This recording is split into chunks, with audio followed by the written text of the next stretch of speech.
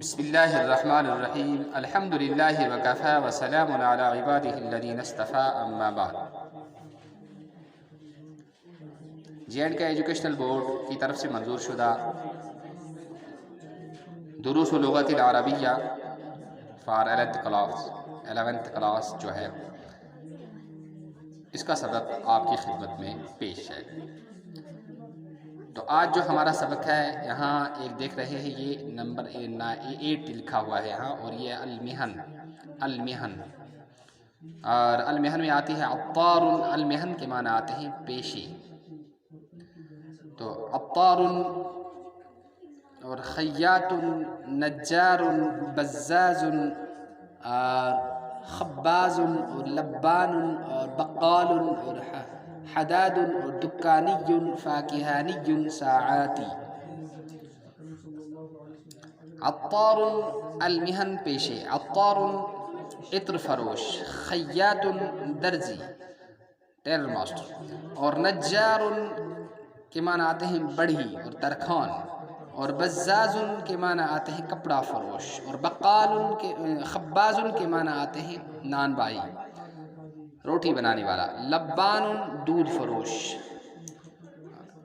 اور بقال کے معنی آتے ہیں سبزی فروش، اور حداد کے معنی آتے ہیں آہنگر، اور دکانی دکاندار، اور فاکہانی میوہ فروش، اور ساعاتی گڑی ساز۔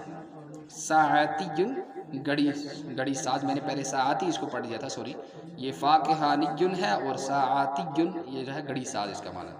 تمارین مشق، اس کو ایکسرسائز کہتے ہیں۔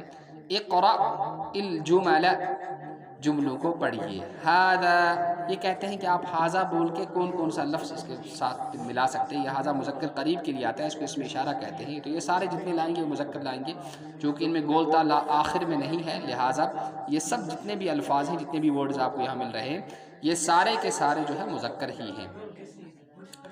اقرأ الجمل، جملوں کو پڑھو۔ ھذا، یہ فصل درسگاہ ہے، بیت گھر ہے، جدار دیوار ہے، تفاح سیب ہے، برتقال سنترا ہے، اور خبز روٹی ہے، ھذا لبن یہ دودھ ہے، ھذا حصان یہ گھوڑا ہے، ھذا اسد یہ شیر ہے، ھذا عصفور یہ چڑیا ہے، ھذا غراب یہ کوا ہے۔ یعنی آپ سب کو ھذا بول کے بول سکتے ہو، اور اس طرح آپ سینٹنس اس کا بنا سکتے ہو۔ اور یہ جو ہے ھذا سب کے سب مذکر ہے۔ اور نیچے دیکھیے کیا رہے، نمبر 2، عجیب، جواب دیجیے۔ ما ھذا، یہ کیا ہے؟ اور جواب دے رہے ہیں ھذا مسجد، یہ مسجد ہے۔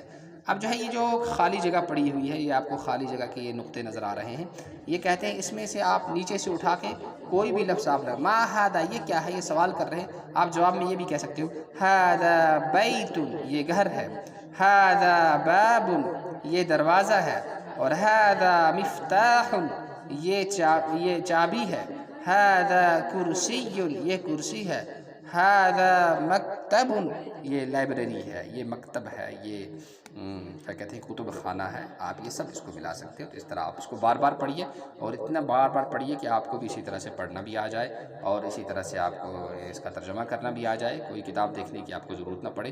اور ساتھ ساتھ اگر آپ کے پاس وقت ہو تو اس کو اپنی کاپی پر بھی لکھ لیجئے، تاکہ آپ کو زیادہ آسانی ہو جائے عربی بولنے میں، لکھنے میں اور سمجھنے میں۔ اللہ تعالی ہم سب کو اخلاص کے ساتھ علم نافع عطا فرمائے، اور اس کی نشر و اشاعت کی توفیق نصیب فرمائے۔